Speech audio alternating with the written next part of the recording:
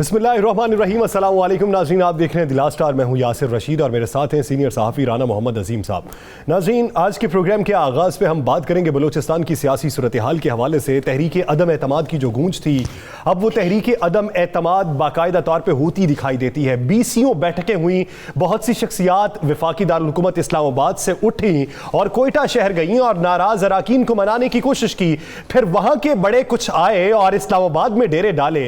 लेकिन सूरत हाल ये है कि अब वज़ीर आला जाम कमाल को भी दिखाई दे रहा है कि तहरीक अदम एतमाद के सिवा कोई चारा नहीं है और उन्होंने बाकायदा ये कह दिया कि 3 से 4 दिन के अंदर तहरीक अदम एतमाद पर वोटिंग हो जाएगी। क्या उन्हें नंबर गेम्स पूरी होने पर एतमाद है? इसी पे बात करेंगे। राना साहब की तरफ बढ़ते हैं। राना साहब, क्या देख रहे हैं बलूचिस्तान की सूरत हाल को? तहरीक अदम एतमाद का नतीजा क्या हो सकता है? बिस्मिल्लाहिर्रहमानिर्रहीम। अस्सलातु वस्सलामु अलैका या सय्यदी या रसूलल्लाह, अस्सलातु वस्सलामु अलैका या सय्यदी या हबीबल्लाह। या सर, बलूचिस्तान की सूरत हाल जो है इस पे बड़ी ड्रामाई तब्दीली हुई है। जाम कमाल उसके साथियों ने अपनी जोर तोड़ अपने स्कोर अब पूरे कर लिए। अब अचानक कोई शख्स चेंज हो जाए या क्या मामला हो, ये नहीं कहा जा सकता। मेरे पास इतला ये है कि 4 नाराज़ अरकान जो हैं वो इनके साथ आ चुके हैं। मुत्तहिदा अपोजिशन जो बलूचिस्तान के अंदर थी उसमें बाकायदा दरार पड़ चुकी है। उसके अंदर से कुछ लोगों ने यह वाज़ेह कहा है कि जब अदम एतमाद की तहरीक होगी और अगर वोटिंग होती है, खुफिया राय शुमारी होती है, तो हम आपको सरप्राइज़ देंगे। जाम साहब बड़े मुतमिन हैं। मेरे पास तो यहाँ तक इतला है कि उन्हें इस्लामाबाद से भी आशीर्वाद मिल गई है। उन्हें कह दिया गया है कि ठीक है जी, आप अगर मुकाबला कर सकते हैं तो हम मुकाबला करें। लेकिन यासर इसकी लड़ाई में मैं 2 चीज़ें आपको रखूँ। बड़ी चीज़ जो आ रही है, पाकिस्तान पीपल्स पार्टी बड़ी इसमें आज अचानक पाकिस्तान पीपल्स पार्टी की वहाँ पे एंट्री हो गई है, जो 2-4 दिन में आपको नज़र आ जाएगी। और ये पाकिस्तान पीपल्स पार्टी की जो एंट्री है ना, ये जरदारी साहब ज़ाते खुद इसको हैंडल कर रहे हैं और आसफ अली जरदारी साहब जो है वो बज़ाते खुद एक चीज़ को मॉनिटर कर रहे हैं। मेरे पास इतला ये है कि वो ये देखना चाहते हैं कि अगर अदम एतमाद कामयाब हो जाती है तो नाराज़ ग्रुप जो है वो हुकूमत का साथ तो छोड़ेगा, पार्टी का भी साथ छोड़ देगा। उस पर उन्होंने काम शुरू कर दिया है कि किसी तरीके से ये लोग जो नाराज़ लोग हैं, जब अगर इन्हें शिकस्त होती है, उन्होंने 2 चीज़ें की हैं यासर। मैं आपको बिल्कुल बावसूख ज़राए से बता रहा हूँ कि अगर दोनों में से जो भी गिरता है तो रहेगा तो एक ही ना। दोनों में से जो भी गिरेगा, अगर अपोजिशन कामयाब हो गई यानी बागी ग्रुप कामयाब हो गया, तो वो कहेगा कि असल पार्टी हमारी है और जाम कमाल साहब जो हैं वो किसी और तरफ होंगे। अगर जाम कमाल साहब कामयाब हो जाते हैं तो दूसरा ग्रुप जो है वो नाराज़गी का इजहार करेगा, कुछ बड़ों से भी, कुछ वफाकी हुकूमत से भी और कुछ और लोगों से भी। फिर वो अपना रास्ता एक अलहदा बनाएंगे। तो उस अलहदा रास्ते के लिए पीपल्स पार्टी ने कोशिशें शुरू कर दी हैं कि अलहदा रास्ता उनका पाकिस्तान पीपल्स पार्टी हो। जिस तरह आपने देखा, एक सवाल है, जाम कमाल साहब पहले ये मानने पे भी तैयार हो गए थे कि मैं सदारत भी छोड़ देता हूं, तो अब आके वो ये कहते हैं कि मैंने तो ऐसी कोई बात की ही नहीं थी। तो अब आके हट धर्मी या पुरएतमादी ज्यादा होने की वजूहत क्या है? अब उन्हें मैंने कहा कि जोड़ तोड़ मुकम्मल हो गई है। ये मैं आपको बिल्कुल जो आज के दिन तक जोड़ तोड़ मुकम्मल हो गई है। देखिए, जाम कमाल साहब ने जब पार्टी के अंदर इख्तलाफ हुआ तो उस वक़्त कुछ पार्टी के अहम रहनुमाओं ने कहा जी अगर आप सदारत छोड़ देते हैं तो आपके मामला दुरुस्त हो जाएंगे, आप वज़ीर आला रहें। जाम कमाल साहब ने सदारत छोड़ दी। एक ट्वीट भी किया, याद है ना आपको ट्वीट में? उसके बाद जब देखा गया कि मैंने मुतालबा तो मान लिया है, लेकिन अब मुझे ना वज़ीर आला रहने दे रहे हैं, ना मेरे पास सदारत, ना वज़ीर आला, तो मैं किस तरफ जाऊं? तो उन्होंने उन शराइत पर जो तय हुई थी, जब देखा कि दूसरे लोग मुनहरफ हो रहे हैं बकौल उनके करीबी हल्कों के, तो फिर वो उन्होंने कहा जी फिर मैं भी अपनी चीज़ वापस लेता हूँ। अब वहाँ पर 2 चीज़ें हैं। देखिए, वो इतनी बड़ी जमात तो है नहीं कि पूरे पाकिस्तान की जमात तो है नहीं कि जिसे 2 हिस्सों में तकसीम कर दें और वो एक ग्रुप और बन जाए। अब वहाँ से एक ग्रुप जो है, मैं आपको, अगर ये मामला तय नहीं हुए, अगर कुछ बड़ों ने कोशिशें मज़ीद ना की, तो इनमें से एक ग्रुप किसी और सियासी जमात में जा सकता है, जिसके लिए पाकिस्तान पीपल्स पार्टी बलूचिस्तान में सरतोड़ कोशिश कर रही है। हमारे पास तो ये इतलात है कि जरदारी साहब के कुछ लोगों से राब्ते भी हो गए हैं और जरदारी साहब ने अभी उन्हें दावत तो नहीं दी, लेकिन उन्हें अपनी आशीर्वाद ज़रूर दी है। उन्हें यह ज़रूर कहा है कि आपके जोर तोड़ में मैं आपका भरपूर साथ दूंगा। अब ये एंट्री बड़ी खौफनाक एंट्री है। अगर ये एंट्री हो जाती है तो फिर आप ज़हन में रखिएगा कि जिस तरह वहाँ से मुस्लिम लीग नून के 2 अहम रहनुमा अपने सैकड़ों साथियों बल्कि हज़ारों साथियों के साथ पीपल्स पार्टी में गए, जिनके मतलब जनरल साहब और सनाउल हज़ारी साहब, जिनके मतलब कोई कह ही नहीं सकता था। तो इसी तरह अगर पीपल्स पार्टी ने बलोचिस्तान को अपना टारगेट रखा हुआ है और मज़ीद वहाँ पे चले गए, क्योंकि आपको पता है ना जरदारी साहब का बलोचिस्तान से बड़ा गहरा तल्लक है जी। उनका बलोच बेल्ट बलोचियों से बड़ा एक गहरा तल्लक है, वो उस पर काम कर रहे हैं। अब एक और मसला भी हो गया यासर, जाम कमाल को अब इस जाम कमाल साहब को क्या फ़ायदा उसमें हो रहा है? उसमें फ़ायदा ये हो रहा है अपोजिशन और बागी जो मिलके अदम एतमाद की तहरीक ला रहे हैं। अब उसमें फटा ये पड़ गया है कि अपोजिशन कहती है कि हम मदद करेंगे, हमें क्या फ़ायदा? क्या आपके लोग हुकूमत के ख़िलाफ़ जाएंगे, वफाक के ख़िलाफ़? क्या बलोचिस्तान की जो हुकूमत बनेगी वो वफाक के ख़िलाफ़ खड़ी होगी? जिस पर बागी ग्रुप की तरफ से कोई ये कहने के लिए तैयार नहीं है कि हम वफाक के ख़िलाफ़ खड़े होंगे। कोई ये कहने के लिए तैयार नहीं है कि हम मुत्तहिदा अपोजिशन के एजेंडे पर चलेंगे। अब दोनों बागी उस पर यकीन नहीं कर रहे, अपोजिशन उन पर यकीन नहीं कर रहे। दोनों जो है सिर्फ एक दुश्मनी में, जाम कमाल की दुश्मनी में जो है एक दूसरे का साथ दे रहे हैं। अब उस साथ देने के बाद ये आ रहा है कि अगला अगर हम गिरा देते हैं तो वज़ीर आला कौन होगा, स्पीकर कौन होगा? यानी साहब एक सवाल है, पीटीआई की हुकूमत वफाकी सतह पे वो उन्होंने बलोचिस्तान में जाम कमाल साहब की वजारत बचाने के लिए किस हद तक कोशिश की? मेरे पास तो इतला यह है कि एक तो जाम कमाल ने मुलाकात में कहा है, जो ज़राए कह रहे हैं कि मैं ठीक हूँ और मैं अपने आप को कवर कर लूँगा, बस पीटीआई मेरा साथ दे, आपके साथ मेरा साथ दे। तो कहा गया है कि पीटीआई साथ देगी। मेरे पास जो इतला है पीटीआई के लोग जो हैं वो जाम कमाल का साथ देंगे, उन्हें हदायत मिल गई है। अब वफाकी हुकूमत जो है वो इस तरीके से खेल रही है। उन्होंने ये भी कहा है कि आप जाके वहाँ पे करें काम, अगर आप ठीक हैं तो आपके पास अक्सरियत है तो हमें कोई इतराज़ ही नहीं है, अगर आपके पास अक्सरियत नहीं है तो फिर हम क्या कर सकते हैं। ये लफ्ज़ आगे गए। लेकिन मैं आपको ये भी बता दूँ, दूसरा ग्रुप भी मिले आगे, दूसरे ग्रुप के भी लोगों की मुलाकातें हम लोगों से हुई है और दोनों तरफ से पीटीआई बड़ी मुतहरक नहीं हम कह सकते, बड़ी मुख्तात अंदाज से खेल रही है। वो कभी नहीं चाहते कि दोनों तरफ से कोई ऐसा माहौल पैदा हो कि इनके ख़िलाफ़ वहाँ पे कोई चीज़ें आ जाएं। लेकिन अब जब तक चेयरमैन सेनेट साजिद संजरानी साहब हैं ना, उस वक्त तक तो हुकूमत के ख़िलाफ़ मैं नहीं समझता कोई बड़ा इत्तेहाद बने या हुकूमत के ख़िलाफ़ बलोचिस्तान से कोई जाए। लेकिन मैं ये आपको एक बड़ी तस्दीक शुदा बात कह रहा हूँ कि पीपल्स पार्टी हो सकता है इस सारे काम में मुस्लिम लीग नून के हाथ तो कुछ नहीं आएगा, लेकिन पाकिस्तान पीपल्स पार्टी के हाथ में आ जाएगा। और वह पार्टी जो है इसका नुकसान जो है उसका फ़ायदा पाकिस्तान पीपल्स पार्टी उठाएगी।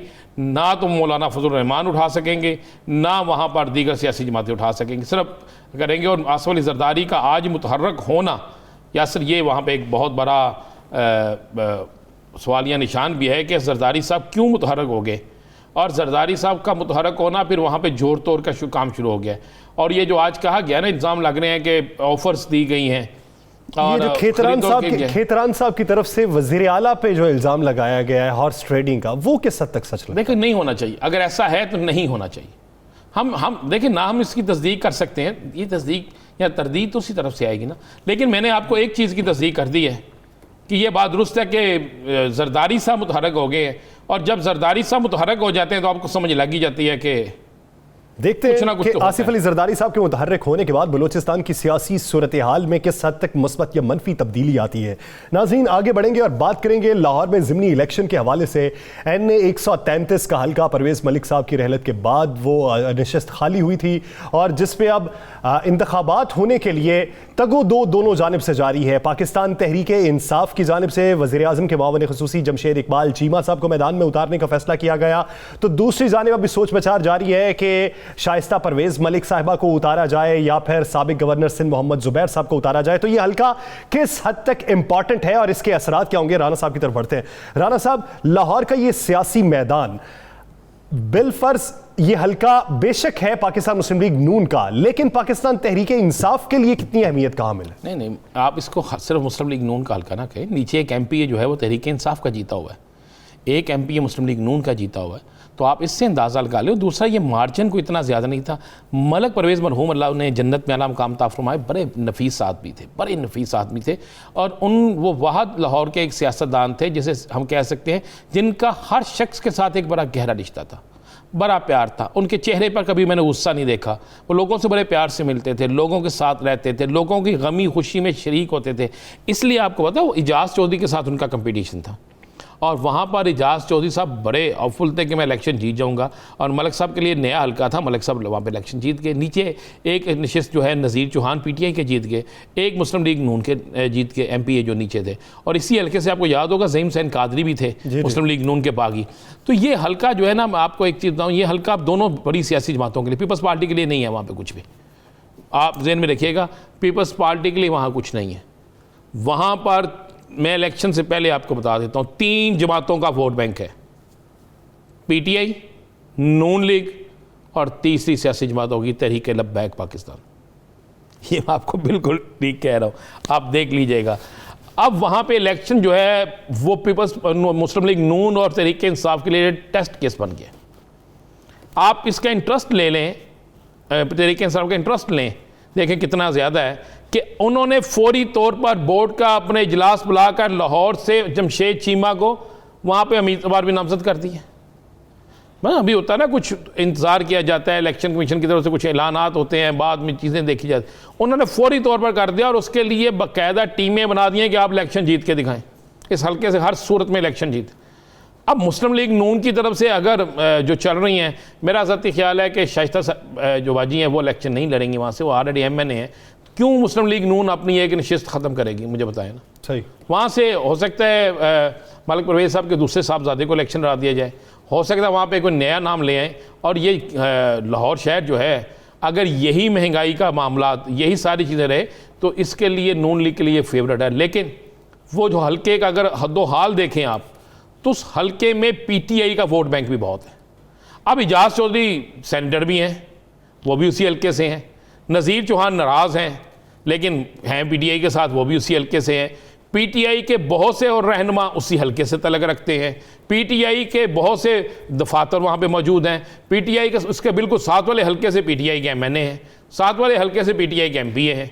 तो ये इलेक्शन तो बड़ा होगा। देखिए, ये इलेक्शन तयन करेगा PTI और नून लीग की मौजूदा सियासत का। बिल्कुल। अब एक और भी है ना मामला, क्या ये टिकट मरियम के कहने पे दी जाएगी या शहबाज शरीफ साहब के कहने पे?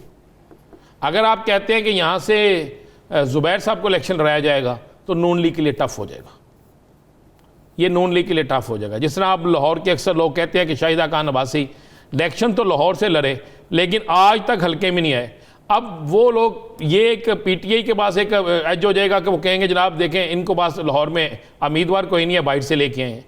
अब लाहौर के अंदर भी बड़े बड़े तगड़े उम्मीदवार हैं। मेरी तलाह है कि हाजी हनीफ इसमें बड़े फेवरेट जा रहे हैं, इसमें लाहौर के और कुछ लोग हैं वो भी बड़े इंटरेस्ट ले रहे हैं। तो अब जब आप इंटरेस्ट लेना शुरू कर देते हैं, अगर वो हाजी हनीफ को दे देते हैं यहाँ से मलिक परवेज़ साहब के दूसरे साहबजादे को दे देते हैं, यहाँ से अगर वो जो पहले यहाँ से इलेक्शन लड़े हैं सलीम साहब उनको टिकट दे देते हैं, तो आपको कंपटीशन जो है ना वो एक अच्छा कंपटीशन नजर आएगा। नाज़रीन, दीगर सियासी मंजरनामे पर बात करेंगे एक शॉर्ट ब्रेक के बाद। Stay with us.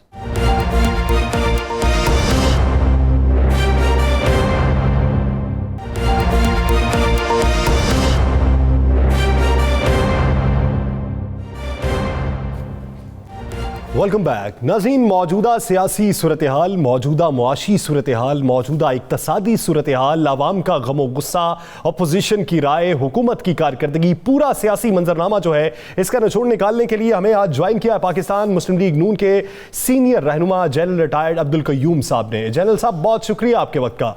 जनरल साहब, इस वक्त जो हुकूमती सतह पर मुआशी पॉलिसीज तरतीब दी जा रही हैं, जिस तरह की हमारी फॉरेन पॉलिसी है, अपोजिशन हर रोज तनकीद करती है। अपोजिशन का यह कहना है कि नाअहल लोग हैं और इनके हाथ में मुल्की निजाम दे दिया गया जो मजीद से मजीद खराब तर होता जाएगा।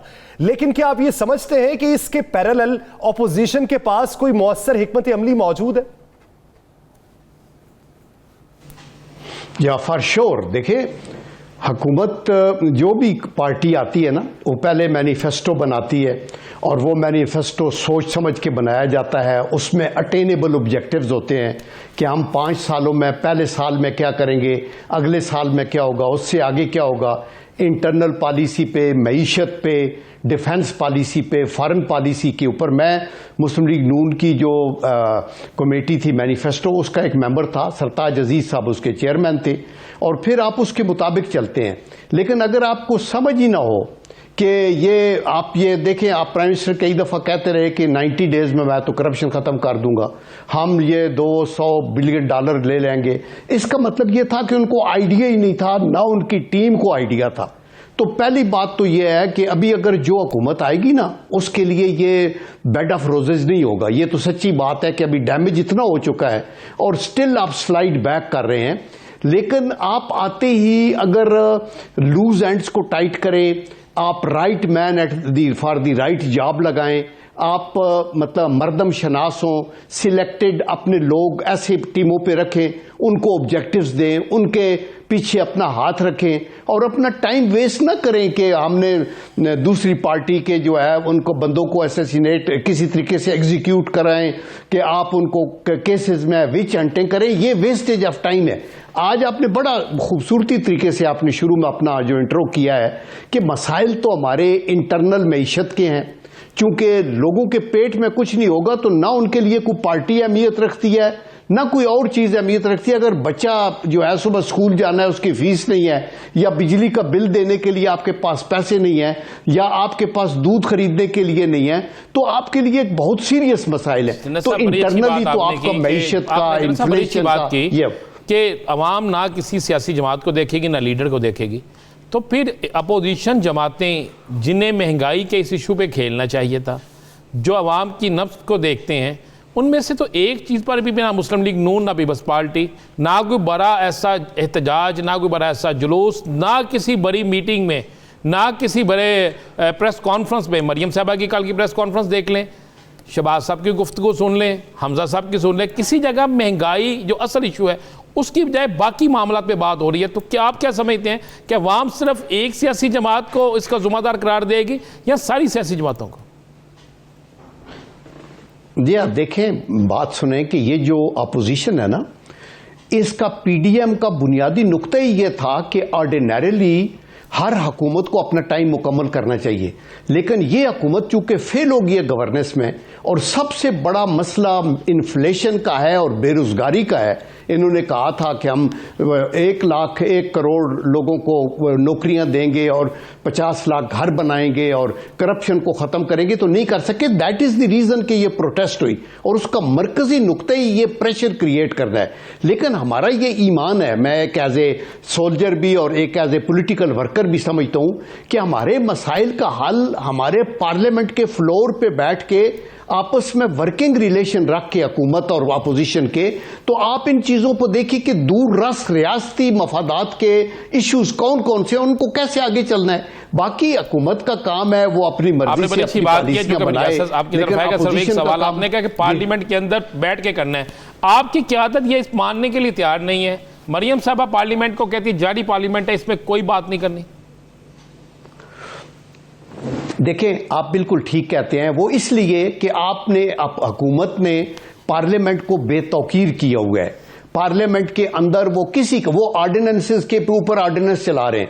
अभी आप देखें नैब का आ गया, उससे पहले ये ऑर्डिनेंस एक कॉन्स्टिट्यूशनल प्रोविजन तो जरूर है, लेकिन इट सेज के आइन कहता है कि अगर आपकी अर्जेंसी है, कोई ऐसी चीज है जिसके ऊपर आप समझते हैं कि अभी पार्लियामेंट का सेशन नहीं हो रहा और टाइम है, तो आप फौरन करते हैं।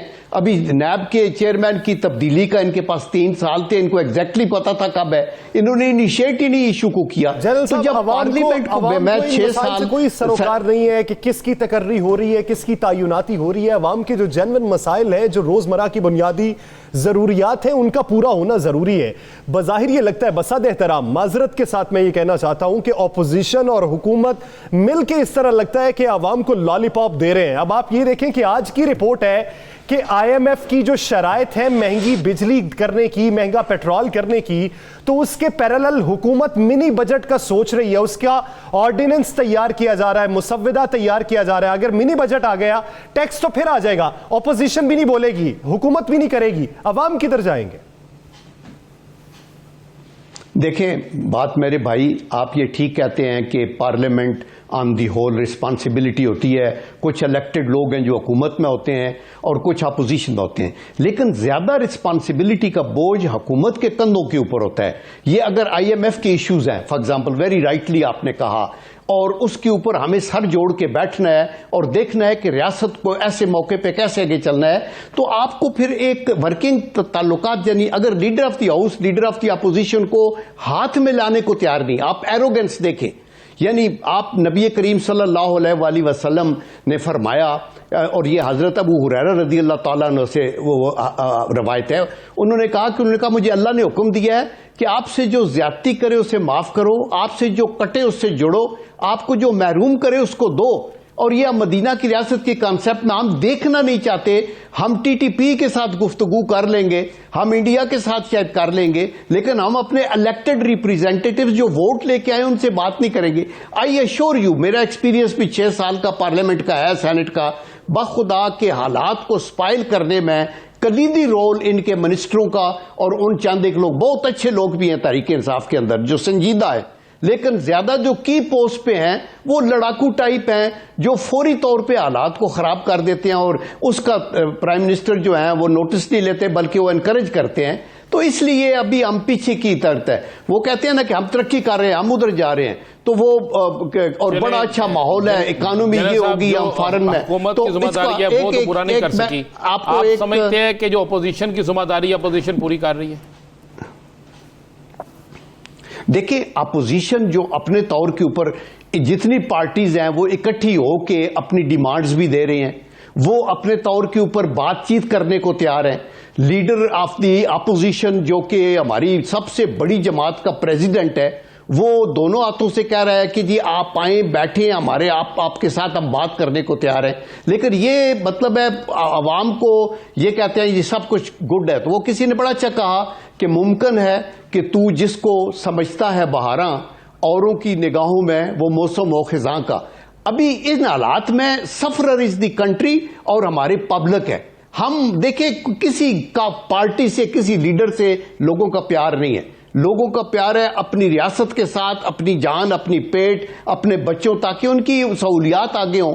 तो ये प्राइम मिनिस्टर साहब को ये समझना चाहिए कि जी आप अपने एटीट्यूड में तब्दीली लेके आएं और आगे बैठें। अभी आप एक पे एक ऑर्डिनेंस निकालते हैं, अभी ये DGI की जो पोस्टिंग है, एक लंबा एक और सर्कस उधर बलूचिस्तान में क्या हो रहा है।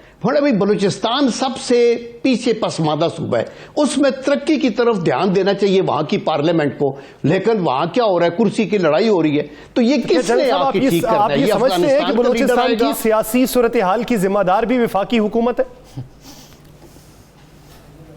जी देखिए मैं ये कहता हूं कि मुझे अभी ये तो मैं ब्लेम नहीं करना चाहता कि वो है, लेकिन मैं ये कहता हूं कि उन हालात पे कंट्रोल करना वफाकी हुकूमत का काम है कि वो फौरी तौर पे इंटरवीन करें। उनकी जो रिपोर्ट्स है वो कहते हैं जी प्राइम मिनिस्टर भी वो है, चूंकि बाप पार्टी और तहरीक इंसाफ का एक कोलिशन गवर्नमेंट है और इनके लोग भी हमसे तावन नहीं कर रहे, तो आप उस सस्पेंस में हैं। और आपका CPAC का सारा हिंज करता है वहां बलूचिस्तान में, गवादर पोर्ट से लेके बाकी जो रोड नेटवर्क है।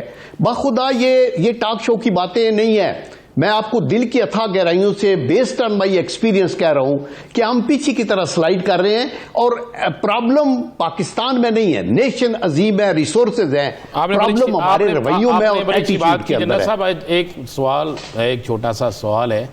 मैं सुबह से सोशल मीडिया देख रहा हूँ और मरियम साहिबा के जो इर्द गिर्द हिना परवेज भट्ट और दूसरे लीडर हैं, जो बहुत से लीडर हैं, उनके मैं बयानात पढ़ रहा हूँ और मुझे बड़ी हैरत हो रही है कि आज एक ही ट्वीट चल रहा है उनका, जो एक अमेरिकी मुलाकात हुई और उसके बाद शामियाने बजाए जा रहे हैं कि जनाब मुस्लिम लीग नून की हुकूमत आ रही है।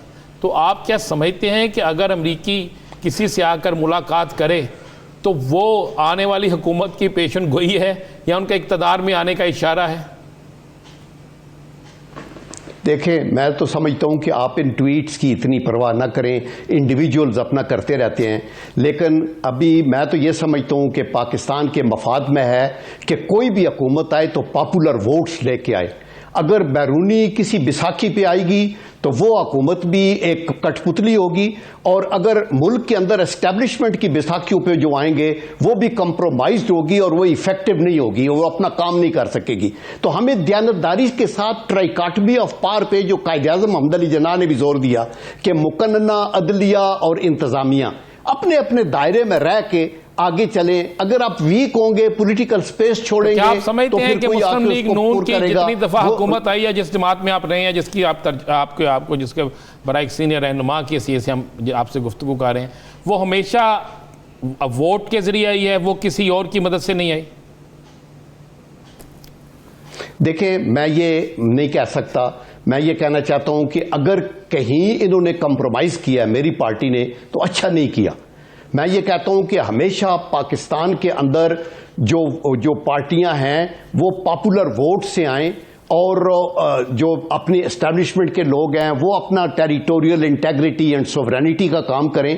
But I can assure you कि आज आपकी मोस्ट पॉपुलर पार्टी यही है, मुस्लिम लीग नवाज ही है, और जो मोस्ट एक्सपीरियंस लीडर है वो नवाज शरीफ ही है। देखिए, और आप लोगों के दिलों से ये चीजें निकालने के लिए पॉलिटिकल ऐसे मैयर, आज अगर तहरीक इंसाफ कामयाब हो जाती कि लोगों के ये जो खस्ता हाली है इससे बच जाते, इनको रोजगार मिलता, और हम ये तो नहीं कहते दूध की नहरें और शहद की नहरें बहती, लेकिन कम से कम उनका आप एहसास करते, और आप हर रोज का एक नया ड्रामा और सिलेक्टिव जो है ये जो अगर आवाम का एहसास किया जाता, आवाम को सहूलियात की फराहमी यकीनी बनाई जाती, इस तरह फकदान ना होता सहूलियात का, तो हो सकता है कि ऑपोजिशन के नारे भी फिर आपके सामने खोखले होते। लेकिन जब आपकी कारकर्दगी नहीं है तो फिर ऑपोजिशन तो मजबूत होगी ही। बहुत शुक्रिया लेफ्टिनेंट जनरल अब्दुल कयूम साहब इस हवाले से अपना वक्त देने के लिए। नाज़रीन, दीगर सियासी मंजरनामे पर बात करेंगे एक शॉर्ट ब्रेक के बाद। Stay with us.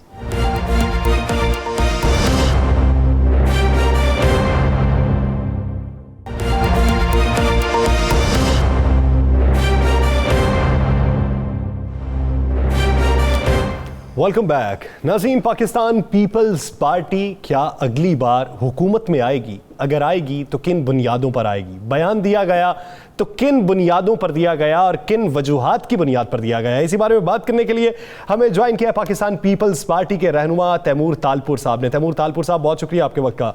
तैमूर साहब, आज शरीक चेयरमैन पाकिस्तान पीपल्स पार्टी आसिफ अली जरदारी साहब ने बयान दिया है कि अगली बारी पाकिस्तान पीपल्स पार्टी की होगी। किन वजूहात की बुनियाद पे आप ये दावा कर रहे हैं कि अगली बारी पाकिस्तान पीपल्स पार्टी की होगी, जब भी अभी सिर्फ सिंध में हुकूमत है और एक जगह आप ऑपोजिशन? बिस्मिल्लाहिर्रहमानिर्रहीम। बहुत बहुत शुक्रिया राना साहब। सबसे पहली बात तो आप हालात देख लें, और जो गवर्नेंस का सिस्टम करें, सिंध की गवर्नेंस को पंजाब के साथ कंपेयर करें, केपीके के साथ कंपेयर करें, या फिर आप उसको बलूचिस्तान के साथ कंपेयर करें, तो अल्हम्दुलिल्लाह सबसे बेहतर जो गवर्नेंस है वो सिंध के सूबे की है। ये वाहिद सूबा है जो तरक्की कर रहा है, ये वाहिद सूबा इसमें नए प्रोजेक्ट्स सिंध हुकूमत खुद बगैर वफाक की हेल्प के कर रही है। एक छोटा सा एग्जांपल आपको मैं बता दूं, out of the hundreds of examples, हमारा जो थरकोल हम प्रोड्यूस कर रहे हैं, उस थरकोल में से हम बिजली जनरेट कर रहे हैं थर के कोयले से, और पूरे पाकिस्तान को दे रहे हैं। हेल्थ सिस्टम जो सबसे बेहतरीन चल रहा है वो सिंध में है। जो साइबर नाइफ किसी सूबे में मुफ्त काम नहीं कर रहा, हमारे पास कर रहा है। अगर आप बात करेंगे एक पार्टी की जो तरीक़ेकार होते हैं, उसकी पार्टी की जो एक लैंग्वेज होती है उसकी, तो आप देखें पंजाब में लड़े हुए 3-4 अलग लॉबीज बनी, सारा दिन अपने सीएम को ही कोसते रहते हैं। जरा उससे आगे तो आप जरा देख लें, बलूचिस्तान में अपने चीफ मिनिस्टर के खिलाफ उन्होंने एक नो कॉन्फिडेंस मोशन मूव किया हुआ है। तो कोई इनकी गवर्नेंस नहीं है। खान साहब को उनके अपने लोग छोड़ के जा रहे हैं। इनके 2 सिटिंग एमपीज शहरियार साहब और अबड़ो साहब, सिटिंग एमपीज इनको छोड़ के पाकिस्तान पीपल्स पार्टी ज्वाइन कर चुके हैं। उसके बाद फिर जो लोगों ने गलती कर दी इमरान खान नियाजी को वोट देकर, वो अब इस गलती से पछता रहे हैं। एक और आपको बड़ा एग्जाम्पल दे दूं हमारे आते हुए फ्यूचर का, ये है कि आज जो इनकी जीती हुई सीट्स हैं पीटीआई की, उन पे कौन इलेक्शन जीत रहा है? 14 इलेक्शंस हुई हैं, 14 बाई इलेक्शंस हुई हैं पाकिस्तान में। उन 14 बाई इलेक्शन में से हम 12 बाई इलेक्शन जीते हैं, तो 10% सीटें, मेरी 5% रेशो बनता है इनका, जो ये सीटें अभी जीत के आ रहे हैं। और जो लोग बैठे हुए सिटिंग फेडरल गवर्नमेंट में बैठे हुए हों और अपनी सीटें हार रहे हों, दूसरी सीटें भी अपनी जीती हुई सीटें भी बाई इलेक्शन में, हम तहरीक आपके जो फैसल वाटर साहब हैं, मुस्लिम लीग नून का दावा है कि पीपल्स पार्टी पंजाब में किसी सूरत में आइंदा इलेक्शन में वो पोजीशन हासिल नहीं कर सकेगी। आज उन्होंने जो गुफ्तगू की, उन्होंने कहा जी खुशाब के इलेक्शन में पीपल्स पार्टी को कितने वोट मिले, उन्होंने कहा जी खुशाब का इलेक्शन तो पीपल्स पार्टी ने लड़ा। इसी तरह वो मुख्तलिफ इलेक्शन का हवाला देते हैं। और अगर कोई भी सियासी जमात पंजाब से नहीं जीतती तो किस तरह वो वफाक में अपनी हुकूमत बना सकती? मैं समझता हूँ कि बहुत फैक्चुअली बात करनी चाहिए और बंदा वो बात करे जो 100% करेक्ट हो। तो मैं समझता हूँ कि शायद पंजाब में नंबर 1 पे हो सकता है पीटीआई नून लीग हो, पर उसके साथ शाना बशाना मुकाबला चल रहा होगा पाकिस्तान पीपल्स पार्टी का। और आपको हुकूमत बनाने के लिए बलूचिस्तान की सीटें, ये आपको पता है कि बलूचिस्तान में किस किस्म का एक वास्ता, एक रिश्ता आसिफ अली जरदारी साहब का है कि हम पावर में ना होते हुए भी बहुत सी चीजें आगे पीछे और ऊपर नीचे कर देते हैं जो नजरों के सामने से गुजरती भी नहीं है। मैं आगे बाद में बढ़ूंगा, तैमूर तालपुर साहब आगे बाद में बढ़ूंगा। अब ये आपने ये कहा है कि पावर में ना होते हुए बलूचिस्तान में हिमायत मिल जाती है, अब की बार वहां पे क्या कर रहे हैं? इंशाल्लाह ताला पाकिस्तान पीपल्स पार्टी हुकूमत बना रही है। ना काफी लोग हमारे आजकल के हालात में, आजकल के दिनों में ये तहरीक अदम एतमाद के चक्कर में बड़े मुतहरक है। आज तो जरदारी साहब बड़े मुतहरक नजर आते हैं। आजकल जो आप कितने लोगों को अपने साथ ले लेंगे नाराज ग्रुप में से? फिलहाल जरदारी साहब ने फैसला किया हुआ है कि बलूचिस्तान में इंटरफेयर नहीं करेंगे, क्योंकि उनके कैंडिडेट्स में अब तक हमें कोई इतनी खास कोई किसी से ना तो नाराजगी है, ना ही किसी से कोई हमारी कोई ऐसी दुश्मनी है, और ना ही किसी से इतनी कोई खास दोस्ती है कि उसके लिए हम मैदान में उतरे।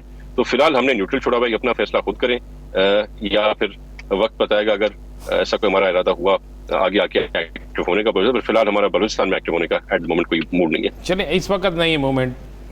इनमें से नाराज लोगों में से या दूसरे ग्रुप में से कितने लोगों के साथ राब्ता है? आने वाले वक्त में कितने लोग आपके साथ जा सकते हैं? आने वाले वक्त में, मैं नहीं कह रहा अब।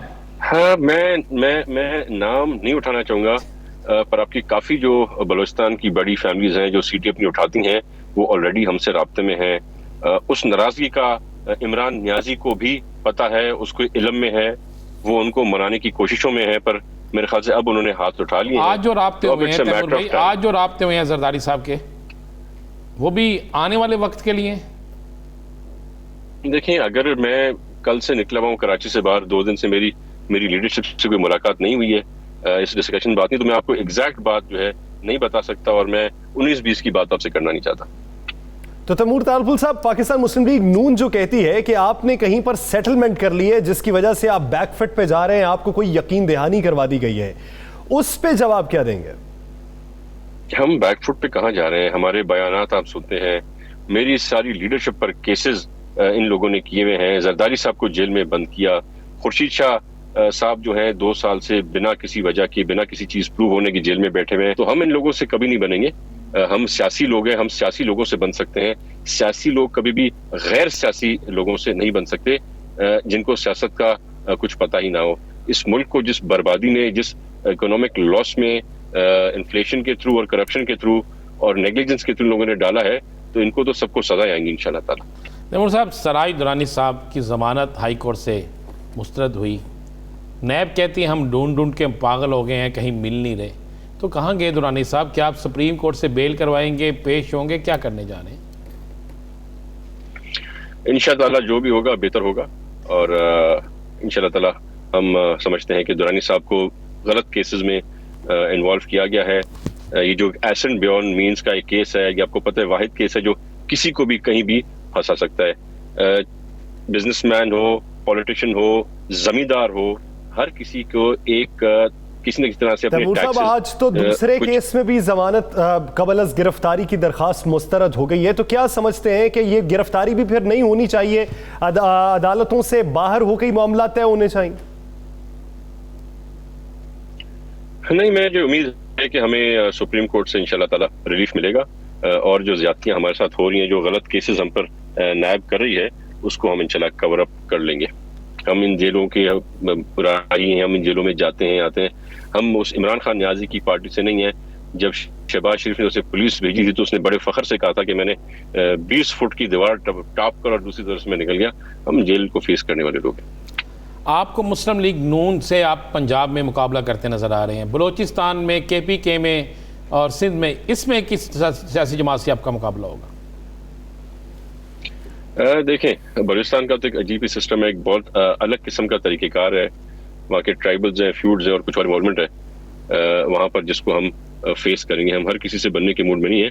हम सिर्फ उन सियासी ताकतों को जो वहाँ के सरदार हैं, इज़्ज़तदार लोग हैं, नोटेबल्स हैं, उनके साथ हमारी बातचीत हुई। और ख़ुसूसन पंजाब का मैं बता दूं, पंजाब में जो है हमारी लीडरशिप जो वहाँ पे गई थी, चेयरमैन साहब गए थे या जब आसिफ अली जरदारी साहब गए थे, तो वहाँ पर हमें बहुत ही एक अच्छा रिस्पांस मिला है। जो आज हुकूमत में बैठे हुए हैं, उनके जो कोलीग्स हैं, उनके जो पार्टनर्स हैं, उनकी जो कोalition है, वो इंशाल्लाह ताला आप देखेंगे ओपनली पाकिस्तान पीपल्स पार्टी के साथ कोalition में खड़ी होगी आइंदा इलेक्शन में। आइंदा इलेक्शन में पाकिस्तान पीपल्स पार्टी के साथ पंजाब के अंदर एक बड़ा धड़ा खड़ा होगा और खुलेआम खड़ा होगा। इसके साथ साथ बलूचिस्तान के अंदर भी बेशतर जगहों पे आपके रवाबित जारी है। बहुत शुक्रिया तैमूर तालपुर साहब इस हवाले से अपना वक्त देने के लिए। दीगर इश्यूज पे बात करेंगे एक शॉर्ट ब्रेक के बाद। Stay with us.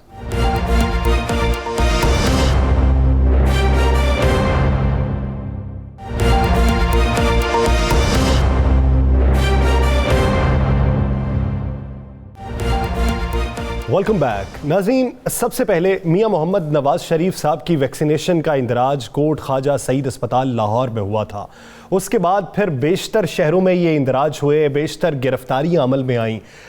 लेकिन अब एक नया इंकशाफ सामने आया है कि एक उनसर इसमें ऐसा मौजूद है जिसकी कड़ी कहीं ना कहीं दूसरे शहर में रिपोर्ट होने वाले केसेस के साथ किसी ना किसी तरीके से जुड़ी हुई है। वो किरदार कौन सा है, वो किरदार किसके कहने पर अमल पैरा होते हुए इस तरह का प्रोपेगेंडा कर रहा है कि आलमी सतह पर वैक्सीनेशन के निज़ाम पर भी सवाल उठना शुरू हो चुके हैं। राना साहब की तरफ बढ़ेंगे। राना साहब, मरकजी किरदार कौन और उस किरदार के पीछे उसके सहूलतकार कौन है? या सर, ये चीज़ें जो आज हम दिखाएंगे, कुछ तस्वीर भी दिखाएंगे। जब कोट ख्वाजा सईद में ये मामला होता है तो हुकूमत बड़ी सख्त एक्शन में आती है और एक्शन में आने के बाद हुकूमत जो है वो एक FIR दर्ज होती है जिस पे कहा जाता है कि नवीद एक मरकज़ी मुल्ज़म है। नवीद ने वो मियाँ नवाज शरीफ का शनाख्ती कार्ड का नंबर दिया, वो वहाँ पे गया, आगे ये सारा कुछ होता गया। अब नवीद कितना ताकतवर था, इस पर जब हमने इन्वेस्टिगेशन शुरू की तो ये कुछ तस्वीरें सामने चल रही हैं। आप उन तस्वीरों में देखें कि आपको नज़र आएगा कि नवीद के साथ पुलिस अफसर हैं, नवीद के साथ सरकारी इदारों के अफसर हैं, नवीद के साथ स्पेशल ब्रांच के लोग हैं, नवीद के साथ 2-2, 3-3 वायरलेस सेट हैं, नवीद के साथ पुलिस की गाड़ियां हैं। पता चला कि एक और जगह जो मुल्तान में इंदराज हुआ, उस शख्स के जो जिस तरह हमने बताया था कि एक नंबर से कॉल आई, नंबर जो एक यूज़ करते हैं ये एक नेटवर्क को, उसके पीछे भी पता चला कि जनाब नवीद साहब ही निकले। अब नवीद पे जब इन्वेस्टिगेशन शुरू हुई तो पता चला कि वो एक इतना, सिर्फ यही मामला नहीं, मियाँ नवाज शरीफ दौर में वो इतना बाअसर आदमी है और आज तक ऐसा है कि वो स्टूडेंट वीज़े पे जर्मनी गया हुआ है और जर्मनी में बैठ के वो पाकिस्तान के अंदर पूरी एक टीम को चलाता है जिस टीम के अंदर मुख्तलिफ लोग होते हैं। अब ये एक तस्वीर को गौर से देखें कि ये पहले जो तस्वीर, 2 वायरलेस सेट, एक सरकारी मुलाजम, उसने कहा कि ये इतना ताकतवर है कि वहाँ से बैठ के फ़ोन करता है तो इसके वालिद जो रिटायर हो चुके हैं स्पेशल ब्रांच से, वो यहाँ पर मैनेज करते हैं और मैनेज करने के बाद 2 पुलिस की गाड़ियाँ साथ होती हैं, मुख्तलिफ लोगों को लेकर जाते हैं और कमो बेश पुलिस के कई अफसरान और इनके आपस में इतने गहरे रवाबत हैं कि करोड़ों रुपये लोगों से ले चुके हैं। बल्कि एक ये कि आओ जी आप पाकिस्तान में बुलाते हैं, यहाँ पर उनकी खिदमत करते हैं, उसके बाद उनकी कुछ ऐसी तस्वीर बनती हैं जिसके बाद उन्हें ब्लैकमेल किया जाता है। बल्कि एक तो अब्दुल गफूर नामी शख्स ने ये हमें जर्मनी से फ़ोन किया, उसने कहा जी हम स्पेशल देखते हैं और ये तो आपने वो बंदा बेनकाब किया जो यहाँ पे फ्रॉड कर। मैंने कहा, उसने कहा जी मुझसे 25 लाख रुपए का फ्रॉड किया है और उसके वालिद ने और उसके एक साथी ने किया। फिर उन्होंने बताया कि एक जगह पे इन्होंने 4 करोड़ का किया, मुख्तलिफ लोगों। लेकिन ये तो उनकी बातें थी, हमने जब इस पे इन्वेस्टिगेशन की, जब मैंने इन्वेस्टिगेशन करने वाले इदारों से चीज़ें ली, तो ये सारी तस्वीरें जब सामने आई तो इसमें पता चला कि ये करते क्या है कि आज भी किसी सरकारी इदारे में कोई काम करवाना हो तो नवीद वहां से इस तरीके से फ़ोन करता है, और उसने पाकिस्तान के बड़े बड़े और जुम्मेदारान की तस्वीरें अपने साथ बनाई हुई हैं। वो जाली तस्वीरें हैं, नकली हैं, असली हैं, क्या है। और पता चला कि मियाँ नवाज शरीफ की जिस दिन वैक्सीनेशन जाली हुई है उस दिन बाकायदा उसने वहां पर केक काटा, और उस केक काटने की तकरीब में वहां के मुकामी मुस्लिम लीग नून के लोग शामिल थे, और वो केक काटने के बाद उन्होंने कहा कि पहली हमें आज फतह मिल गई है। मैं ये आप अंदाज़ा लगा सकते हैं।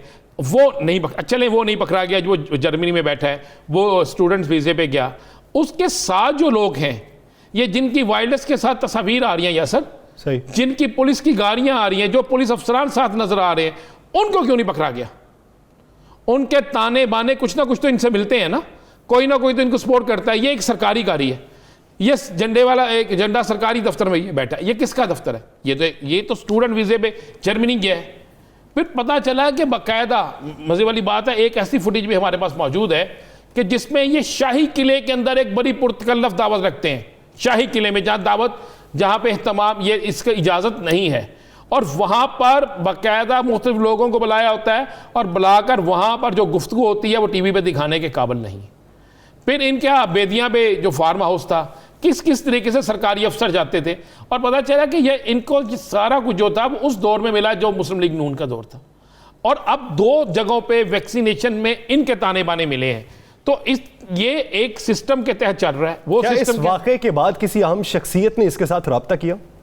देखें जी, इनके साथ राब्ते हुए होंगे। वो मेरे पास इनका इन्वेस्टिगेशन से लिया हुआ नंबर भी मौजूद है कि जिस नंबर के मुताबिक इनके जब बेइंतहा अहम तरीन बड़ी शख्सियात से राब्ते हुए हैं, बल्कि इनका राब्ता एक ऐसी शख्सियत से भी हुआ है कि जो मलक अरशद वाले मामले में जिसने बड़ा अहम रोल अदा किया था।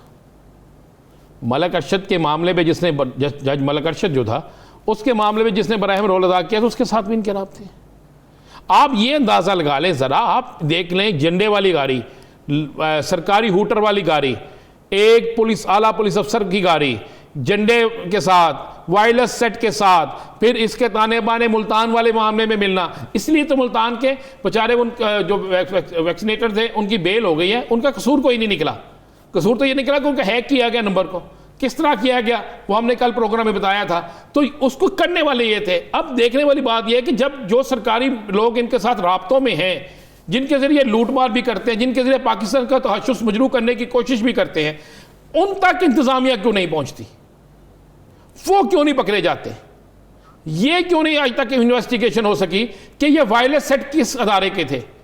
अगर ऐसा है तो जो शख्स मियां नवाज शरीफ की जाली वैक्सीनेशन इंदराज करवा सकता है, जो लोगों को लूट सकता है, तो आप क्या समझते हैं कि वो इन वायरलेस सेटों से होने वाली गुफ्तगू किसी और को नहीं पहुंचा सकता? तो हमारे तहकीकाती इदारों को चाहिए कि ये जो शवाहिद मंजर आम पे आए हैं, इन शवाहिद की बुनियाद पे कार्रवाई की जाए और आने वाले दिनों के अंदर ऐसे अनासिर से इस सिस्टम को पाक करने के लिए एक मरबूत निज़ाम तश्कील दिया जाना चाहिए। नाज़रीन, द लास्ट आवर से मुझे और राना अजीम साहब को दीजिए इजाज़त। अल्लाह निगहबान।